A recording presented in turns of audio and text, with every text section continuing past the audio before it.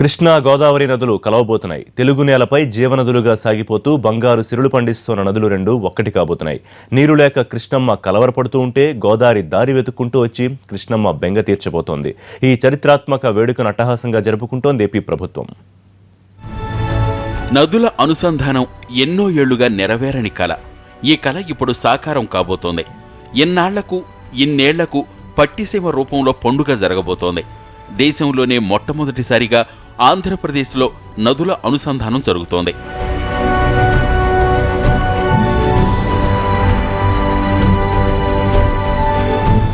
ఆంధ్రప్రదేశ్ ముఖ్యమంత్రి చంద్రబాబు నాయుడు ఇవాళ పట్టిసీమ వద్ద పోలవరం కుడి కాల్వలోకి గోదావరి జలాలను విడుదల చేయనున్నారు.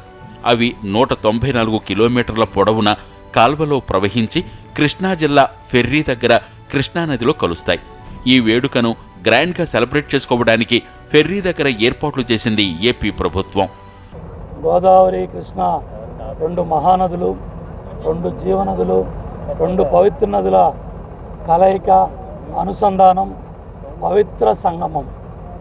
పోలవరం రైట్ కెనాల్ ద్వారా గోదావరి జలాలు ఈరోజు సెప్టెంబర్ 16 కృష్ణమ్మ తల్లిలో కలవటానికి గలగల గోదావరి ముందుకొస్తూ ఉంది.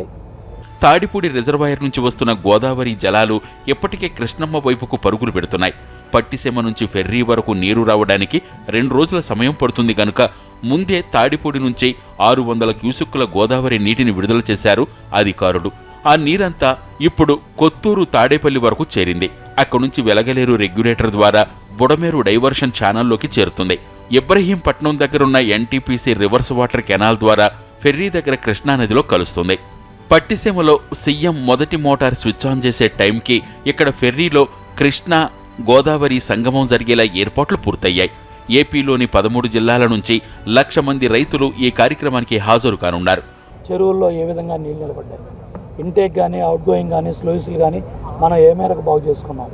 రేపు రాబోయే రోజుల్లో ఇవాళ గోదావరి నీళ్లు కృష్ణమ్మకు రావటం వల్ల, ప్రకాశం బ్యారేజీ రావటం వల్ల ఒక 80 టీఎంసీలు రేపు రాబోయే రోజుల్లో ఈ ప్రాంతం సద్వినియోగం చేసుకునే అదృష్టం వస్తూ ఉంది.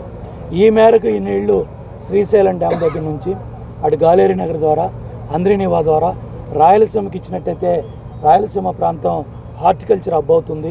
తొలి రోజు 6,000 క్యూసెక్కుల గోదావరి నీటిని ఒక్క పంపుతో తోడి కృష్ణ వైపు పరుగులు పెట్టించాలన్నది ప్లాన్. ట్రయల్ రన్ ఇప్పటికే సంతృప్తిగా జరగడంతో ఉత్సాహంగా ఉన్నారు పట్టిసీమ ప్రాజెక్టు అధికారులు. దేశం మొత్తం మీద 2 ప్రధాన నదులను అనుసంధానించిన ప్రాజెక్టుగా పట్టిసీమ, ఈ ప్రాజెక్టును పూర్తి చేసిన రాష్ట్రంగా ఆంధ్రప్రదేశ్ చరిత్రలో నిలిచిపోబోతున్నాయి. నీళ్లు లేక సరిగ్గా కృష్ణా డెల్టా ఎండిపోతున్న సమయంలో పట్టిసీమ పూర్తవటం డెల్టా రైతులకు వరంగా మారింది. ఈ ఖరీఫ్లో క్రాప్ హాలిడే తప్పదేమోనని భయపడ్డ కృష్ణా రైతులు గోదావరి నీటి రాకతో ఊపిరి పీల్చుకుంటున్నారు.